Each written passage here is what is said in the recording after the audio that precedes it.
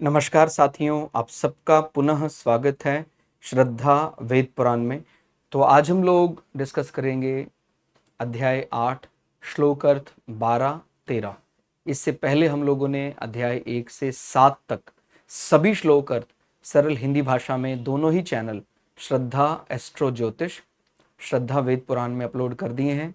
आप में से कोई भी व्यक्ति भगवत गीता को सरल हिंदी भाषा में समझना चाहता है, आप प्लेलिस्ट सेक्शन में जाएं जहां आपको 700 के 700 श्लोक अर्थ मिल जाएंगे। तो इन श्लोक अर्थों में भगवान श्री कृष्ण अर्जुन को किस प्रकार से जो योगा अभ्यास कर रहे हैं, प्राणायाम में लगे हुए हैं, उनको अंत समय में किस प्रकार से अपने इंद्रियों को साधना चाहिए ताकि उनको मुक्ति मिल जाए, वो तरीका बताते हैं। हालांकि ये चीज़ मैं पहले ही क्लियर कर देना चाहूँगा कि भगवान ने कोई अंतर नहीं रखा है कि भाई आप योग तरीका जानते हैं तो आपको ही मुक्ति मिलेगी, आप नहीं जानते हैं तो आपको नहीं मिलेगी। सबसे बड़ी जो चीज़ है वो निश्चल मन से जब व्यक्ति पूरी पवित्रता से ईश्वर को पुकारता है, तो जब जब सब कुछ संसार को भूलकर वो परमात्मा के साथ मिलना चाहता है, तो उसमें फिर टेक्निकल चीज अपने आप ऐड हो जाती है। हम कई बार बोलते हैं ना भाई इसका ये टेक्निकल वे क्या है, तो अगर किसी को उसका तकनीकी विषय समझना है कि वो कैसे ब्रह्मरंध्र में प्राणों को रोका जा रहा है, तो वो उसके लिए 12वां और 13वां श्लोकर तो समझ में आता है। लेकिन कोई ये ना समझे, मतलब इसमें दोनों प्रकार के लोग शामिल हैं कि मुझे ये आता है तो केवल मेरा ही मुक्ति पर अधिकार है, और दूसरा मुझे नहीं आता है प्रभु लेकिन मेरा प्रेम बराबर तेरे साथ है, तो भी उसको मुक्ति मिल जाएगी। ठीक है, तो यहाँ पर कोई भेद नहीं है। इससे पहले वाले श्लोक में भी जैसे हमने अलग अलग वर्णाश्रम के अंतर को भी समझाने का प्रयास किया था कि भाई चाहे वो सन्यासी होकर कर रहा है चाहे कोई ब्रह्मचारी होकर कर रहा है, अगर वो बराबर अपनी नियम पालन में अडिग है, अपने ईश्वर के प्रति प्रेम को बराबर वो भजता है, तो फिर उसको बराबर मुक्ति का अधिकार है किसी भी स्तर पर, ब्रह्मचर्य, गृहस्थ, वानप्रस्थ और सन्यास। तो ऐसे यहां पर क्या बताते हैं, सब इंद्रियों के द्वारों को रोक कर, मतलब अलग अलग हमारे जो इंद्रिय विषय हैं वो लालायित माने मन को वही बहकाते हैं, मन को अलग अलग जगह लेकर जाते हैं। इसको दो एंगल से समझ सकते हैं भाई, या तो आप इंद्रियों को रोक लें या मन को रोक लें। अभी यहां इस प्रकार से कार्य करेंगे कि इंद्रिय और मन दोनों ही कहीं ना कहीं संयमित हो जाएंगे, रुक जाएंगे। मन को यदि हम अलग अलग जगह ना जाने दें, उसको केवल उसका उद्गम माने हृदय पर रखें। आप समझते हैं हृदय और मन का संबंध इसलिए क्योंकि उसका उद्गम हृदय से मानते हैं, तो कहीं और ना रखें मन को, केवल हृदय में रखें, तो अपने आप ही इंद्रियां जो हैं वो रुक जाएंगी। या ऐसा भी कह सकते हैं, हम इंद्रियों से ही शुरुआत कर लेते हैं। सब इंद्रियों के द्वारों को रोक कर, जैसे नासिका के जो द्वार हैं, मुख का द्वार है, ठीक है, जिह्वा, तो अलग अलग जो इंद्रियों के द्वार बताए गए उनको रोक कर तथा मन को हृदय में स्थिर करके फिर उस जीते हुए मन के द्वारा प्राण को मस्तक में स्थापित करके परमात्म संबंधी योग धारणा में स्थित होकर जो पुरुष ओम इस अक्षर रूप ब्रह्म को उच्चारण करता हुआ और उसके अर्थ स्वरूप मुझ निर्गुण ब्रह्म का चिंतन करता हुआ शरीर त्याग कर जाता है, वह पुरुष परम गति को प्राप्त होता है। तो भगवान ने बहुत ही, मतलब इसमें कोई इफ एंड बट कुछ नहीं छोड़ा, सीधा बता दिया कि आप शुरुआत इंद्रियों के सारे विषयों को त्याग दें, मन जो है वो हृदय में स्थापित कर दें, आपके प्राणों को नियंत्रित करके, जैसे बोलते हैं ना प्राण कैसे श्वास से नियंत्रित होते हैं, उनको ब्रह्मरंध्र मस्तिष्क में धारण कर लें। और फिर क्योंकि जब सब कुछ हमारा मन, हमारी इंद्रियां, हमारा प्राण सब हमारे नियंत्रण में आ जाएगा, तो ओम शब्द का उच्चारण बोलकर, मतलब वो सुनाई तो नहीं देगा, वो अंतर मन में ही गुंजायमान रहेगा, ओम। ठीक हो गया। तो वो जैसे हमने पुराने वीडियो में समझाया था कि वैसे हम परमात्मा को अक्षर रूप कहते हैं, यानी जिसका जो सदा एक सा रहता है, जिसका कभी क्षय नहीं होता। तो और अगर हम उसको शब्दों में टटोलते हैं तो ब्रह्म परमात्मा कौन सा अक्षर है, तो वो ओम अक्षर, वो सदा वैसा ही रहता है। ठीक है, तो वो उच्चारण हम जब उसका अंतर्मन में करते हैं तो फिर व्यक्ति परम गति को प्राप्त हो जाता है। तो यह थोड़ा और सरल करके यदि समझाएं, संपूर्ण इंद्रियों के द्वारों का संयम कर लें, तो कौन कौन से हैं, थोड़ा यहां विस्तार करके समझाने का प्रयास किया गया है। अर्थात शब्द, ठीक हो गया। स्पर्श यानी वो त्वचा के लिए हम स्पर्श उसी से महसूस करते हैं। रूप माने कोई कैसा है, अच्छा बुरा काला गोरा, ठीक हो गया, तो आंखों से। फिर उसके बाद रस, रस कौन देखता है, जिह्वा। और गंध, गंध हम नासिका से। इन पांचों विषयों से चोक्ष माने माने एक प्रकार से जैसे कहते हैं ना, सुनने का जो काम है, और त्वचा, नेत्र, रसना यानी गंध, और नासिका।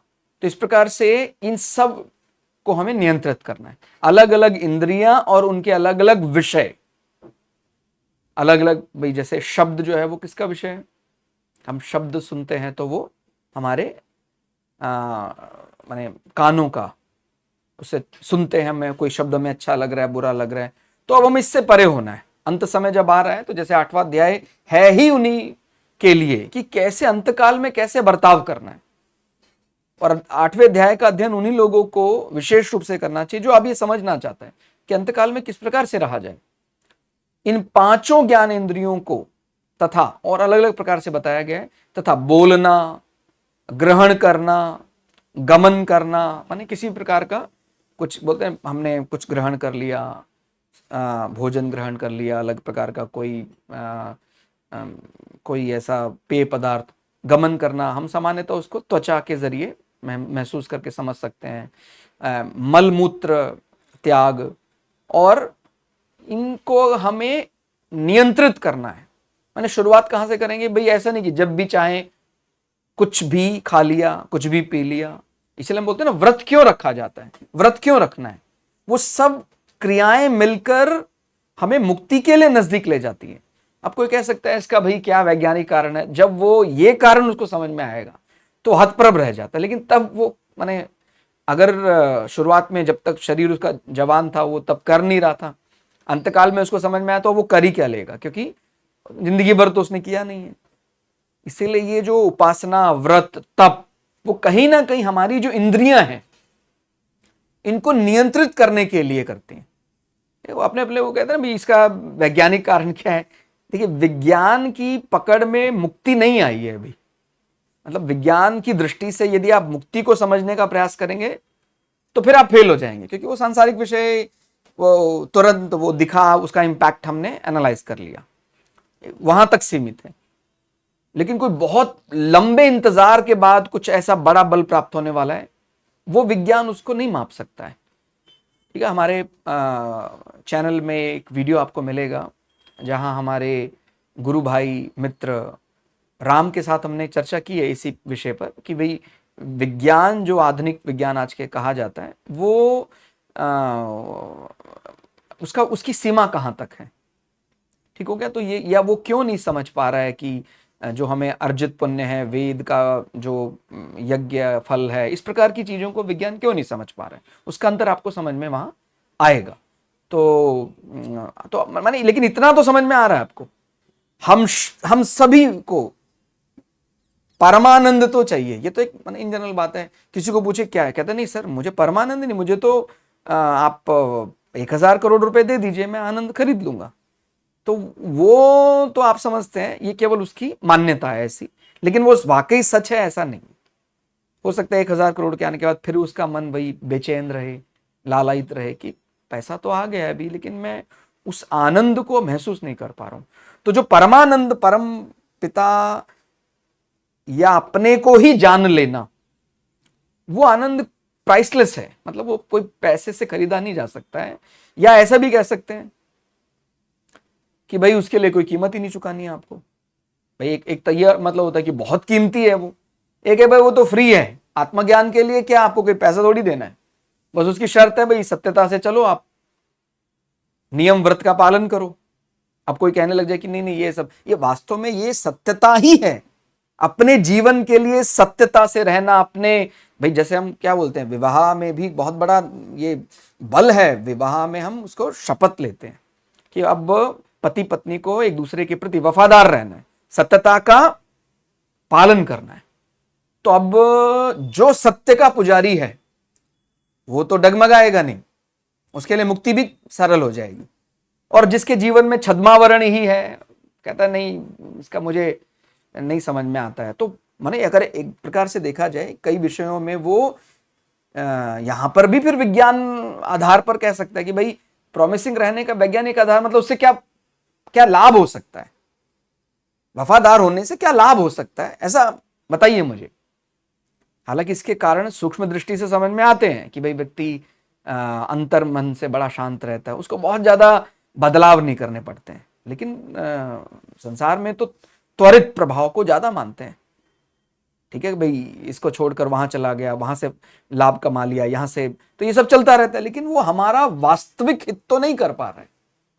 जैसे हमने कई वीडियो में बताया कि क्या हम अर्थ और कामना पूर्ति के लिए संसार में आए हैं क्या, और ये कोई मिसकैलकुलेशन है। तो अर्थ और कामना पूर्ति के लिए नहीं आए हैं, आए तो मुक्ति के लिए ही है।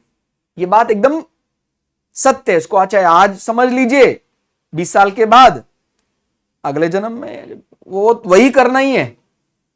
इसलिए हमने एक वे बनाया, मतलब बोलते ना कि भाई धर्म का पालन, धर्म का माने मतलब क्या, धर्म का मतलब क्या, हिंदू मुस्लिम का पालन नहीं, धर्म का माने एक हमारा जीने का एक तरीका। ठीक हो गया। कोई इसलिए नहीं है कि भाई धर्म का पालन करके आपस में चलो अब लड़ते हैं, इसलिए धर्म का पालन नहीं कर रहे हैं, मुक्ति के लिए धर्म का पालन कर रहे हैं, मुक्त हो जाएं। तो धर्म वही है जो हमें मुक्त कर दे। और अगर धर्म का पालन करने से हमारे जीवन में बड़े ज्यादा उथल पुथल, क्लेश, संकट, ठीक है, तो लेकिन यह भी समझना है, हम तपस्या को कोई संकट या क्लेश नहीं मानेंगे, जो हमको अपने लक्ष्य के नजदीक लेकर जा रहे हैं। ठीक है, तो जो हम सत्यता से अपने, हमारा जिसके साथ विवाह हुआ है, अब हम उसी के साथ रहना, हमने एक पत्नी व्रत, एक पति व्रत धर्म का पालन करना है पूरे, माने इसमें कोई कुछ ऐसा नहीं है कि भाई इफ बट करूंगा नहीं करूंगा, ऐसा नहीं है, करना ही है। सत्यता है वो, सत्यता से ही आप देख रहे हैं सब। मुक्ति की पहली जो शर्त है, कौन सबसे पहले मुक्त होने वाला है, किसका मुक्ति पर अधिकार है, जो सत्य है। और जो संबंधों में ही झूठ बोल रहा है, पार्टनर के साथ झूठ बोलने वाला, संसार के साथ हर जगह झूठ बोल रहा है, फिर यहां पर गलती नहीं करनी है। धर्म की जय के लिए जो वाक्य इस्तेमाल किया गया है वो लोक व्यवहार में कभी असत्य लग सकता है, लेकिन जो वो वाक्य, जैसे अश्वत्थामा मारा गया, इस वाक्य का इस्तेमाल पांडवों की तरफ से किया गया, क्योंकि कौरव तो पूरी तरह धर्म के खिलाफ ही काम कर रहे थे। उन्होंने तो कभी धर्म को माना ही नहीं, क्योंकि उनकी तरफ कौन, दुर्योधन है। पूरी तरह से वो स्त्री के लिए और पूरा अपने अहम के लिए लोभ लालच से भरा हुआ। तो उसके पक्ष में अगर कोई व्यक्ति कहने को नियम का पालन भी कर रहा है, फिर भी क्योंकि वो दुर्योधन के पक्ष में, भाई हम ऐसा तो नहीं कहते हैं ना कि भाई राजा बड़ा क्रूर है लेकिन उसकी सेना में जो सैनिक हैं ये अच्छे हैं। ठीक है, सैनिक को अपने कर्म अनुसार पुण्य लोक की प्राप्ति हो सकती है, वो अपने राष्ट्र के प्रति वफादार, लेकिन अगर पक्ष चुनना होगा तो आपको ये ध्यान देना है कि अगर राजा स्त्री लंपट है, लोलुप है, बड़ा क्रोधी है और आताताई है, अधर्म में ही रहता है, तो वो तो पक्ष समझ में आ ही रहा है। तो कई बार लोग कह देते हैं कि नहीं नहीं सर, उसमें भी तो कितने वैसे योद्धा थे। अब गलती वास्तव में उन लोगों की नहीं है जो अधर्म के पक्ष में, जिनकी जाने की इच्छा है वो जा सकते हैं। अब जैसे मैंने बोला ना, मैं जिसके लिए एलिजिबल हूं मेरी बुद्धि वहीं जाएगी। अब किसी किसी का मन ये इसमें पड़ जाता है कि कौरवों में कहां बुराई थी, कौरवों में भी तो बहुत अच्छे अच्छे लोग थे, मतलब उनको पांडवों की अच्छाई नहीं दिखती है, उनको कौरवों की अच्छाई दिखने लग जाती है। तो इसका मतलब अभी हम एलिजिबल वहीं के लिए हैं। ठीक है, तो वो जब हम धीरे धीरे, भगवान ने सीधा कहा भगवत गीता में कि जो पांडवों का विरोधी है वो मेरा विरोधी है, चाहे वो कोई भी कितना ही उम्र में बड़ा हो, किसी का गुरु हो, लेकिन अगर वो पांडवों के खिलाफ युद्ध कर रहा है तो मैं उसको अपने खिलाफ ही मानूंगा। ठीक है, तो इसमें धर्म की जो माने गति होती बड़ी सूक्ष्म होती है एकदम, मतलब धर्म को केवल यस नो करके नहीं समझ में आता है, कई बार वो एक साधारण नियम ओवर रूल भी कर जाता है। जैसे मैंने बोला कि धर्म का मतलब सत्य है, अभी सत्य का अर्थ क्या, बोलने में सत्य है या हृदय में सत्य? तो हृदय में सत्य है कि भाई ये सत्य का पाला है, सत्य के पाले को जिताने के लिए अगर अश्वत्थामा मारा गया ऐसा बोलेंगे तो ही गुरु द्रोणाचार्य से जीता जा सकता है। और उसमें कहीं ना कहीं जब बाद में उनकी पूछेंगे उनकी इच्छा तो बोलेंगे हाँ मेरी सहमति थी, क्योंकि मैंने ही तो युधिष्ठिर को विजयश्री का आशीर्वाद दिया था। जिस प्रकार से भीष्म पितामह भी, उनके तो हाथ में मृत्यु, इच्छा मृत्यु, वो चाहे कोई भी नहीं मार सकता था उनको, लेकिन उनकी इच्छा शुरू से यही थी, भीष्म पितामह की भी और गुरु द्रोणाचार्य की भी, कि जीत तो धर्म पक्ष की ही होनी चाहिए, पांडवों की ही, पांडव ही जीतने चाहिए। तो उनकी जो आत्मिक इच्छा है वो तो धर्म के लिए ही है वो। ठीक हो गया, तो इसीलिए उनको भीष्म पितामह को शैया में लेटने के बाद भी एक प्रकार से यह संतोष हुआ कि मैंने अपना वचन का पालन भी किया और सामने जो धर्म पक्ष है उसकी जीत भी सुनिश्चित की। तो ये इस प्रकार से हमें समझना चाहिए। तो माने आप समझ रहे, सत्यता से ही सारे तार जुड़ रहे हैं। मनुष्य के अंदर असत्यता बढ़ते जाएगी तो फिर उसमें अलग प्रकार से उसका नियम पालन, झूठ बोलना, गमन करना, गलत प्रकार से भोजन जब चाहे तब ग्रहण कर लेना, नियमावली कुछ ना मानना। ठीक हो गया, तो इन पांचों क्रियाओं से वाणी, हाथ, चरण, उपस्थ माने हड्डियां, छोटी हड्डियां, उपस्थ, गुदा, इन पांचों कर्म इंद्रियों को सर्वथा हटा लें, एक प्रकार से अपने नियंत्रण में रख ले, इससे इंद्रियां अपने स्थान में रहेंगी। तो जो हमारे अलग अलग प्रकार के व्रत हो में वो कहीं ना कहीं मन को, इंद्रियों को नियंत्रित करने के लिए होते हैं कि भाई आज ऐसा नियम बना है, पानी इतने बजे पीना है, इतने बजे हम भगवान का पारायण करेंगे, इतने बजे भोजन करेंगे। तो इससे करने से हमारी जो मन और हमारी इंद्रियां हैं संयमित हो जाती हैं, और फिर जब हम ध्यान के लिए बैठते हैं और फिर जब हम अंत समय हमारा आता है तो बड़ा सरल हो जाता है। फिर उसमें मतलब कोई, क्योंकि हमने बहुत लंबी रिहर्सल की है, तो फिर प्रैक्टिकल उसका जब करना होता है वास्तव में तो उसमें दिक्कत नहीं आती। अब रिहर्सल ही कभी नहीं की है, वो सोच रहा है अंत में कर लूंगा, बहुत कठिन है। अंत में इतना कॉम्प्लिकेटेड सिस्टम, मन, अलग अलग उसके इंद्रियां, फिर इंद्रियों के विषय, उनको आप एक साथ नियंत्रित करना भी चाहें, मतलब ये वे समझ भी आ जाए तभी भी नहीं होगा। तो इसकी प्रैक्टिस हमें शुरू से ही करनी है। मन का हृदय में ही ध्यान करें, इससे मन अपने स्थान यानी हृदय में रहेगा, यानी उसका एक प्रकार से उद्गम माना जा सकता है। मन तो शांत रखने के लिए मन जो हमारा है वो कहीं ना जाए, हृदय में रहे। ठीक हो गया। प्राण वायु को अपने अधिकार में लेके ब्रह्मरंध्र में रोक लें, यानी हमारा मस्तिष्क वाला पार्ट ब्रह्मरंध्र, यहां प्राणों को ऐसा रोकने का बार बार जब अभ्यास करेंगे तो वो समझ में आ जाएगा। तो हृदय में मन को रोक लें, प्राण को ब्रह्मरंध्र में रोक लें, और फिर इस अवस्था में आकर अंतर मन में ही, क्योंकि उस समय फिर जब ऐसी अवस्था हो जाएगी तो फिर हमारी जिह्वा, हमारा स्वर तो काम नहीं करेगा, फिर अंतर मन से ही ब्रह्म अक्षर ओम का उच्चारण, वो अंदर अंदर मतलब बाहर सुनाई नहीं देगा, अंदर ही रहेगा। और ऐसी अवस्था में फिर इस प्रकार से निर्गुण निराकार का स्मरण करते हुए, ओम का उच्चारण करते हुए जो देह का त्याग करता है वह परमात्मा को प्राप्त हो जाता है। ठीक है, तो ये 12वां और 13वें श्लोक का दोनों का मिलाकर अर्थ था। और इसमें लेकिन आप बिल्कुल ये मत समझिएगा कि केवल जो यही मार्ग जानता है उसी को मुक्ति का अधिकार मिला है। आगे चलकर मतलब भगवान, जैसे 14वां श्लोक जब हम रिकॉर्ड करेंगे तो आपको समझ में आएगा कि भगवान ने एक सरल से सरल व्यक्ति के लिए भी मुक्ति का उसको तरीका बताया है। और मैंने बताया है, कोई कितना ही बड़ा अपने आप को माने, कोई कितना ही छोटा अपने आप को माने, कोई कितना ही बड़ा वेद पाठी माने, कोई ब्रह्मचारी, कोई सन्यासी, वानप्रस्थी, गृहस्थी, उसका सबसे बड़ा बल क्या है? सत्यता। और वो सत्यता फिर मैंने बताया ना कि वो वाणी की या हृदय में जो धारण किया है।